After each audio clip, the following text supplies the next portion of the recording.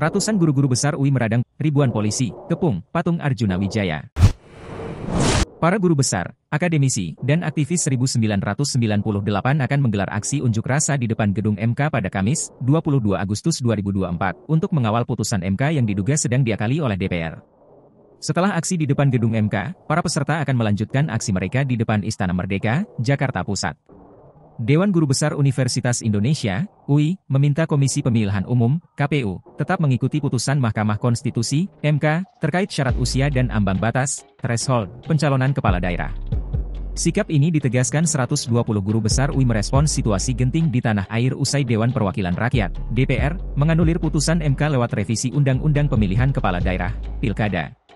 Ketua Dewan Guru Besar UI Harkristuti Harkrisnowo dalam keterangannya, Kamis, 22 Agustus 2024, menghimbau semua lembaga negara untuk menghentikan revisi UU Pilkada dan bertindak arif, adil, dan bijaksana. Menurut mereka, Indonesia sedang dalam krisis demokrasi dan berada dalam bahaya otoritarianisme yang seakan mengembalikan Indonesia ke era kolonialisme dan penindasan. Sementara itu, 1.273 personel dikerahkan untuk mengamankan aksi unjuk rasa yang akan berlangsung di sekitar patung Arjuna Wijaya, Gedung Mahkamah Konstitusi, MK, hingga depan Istana Merdeka, Jakarta Pusat, Kamis, 22 Agustus 2024.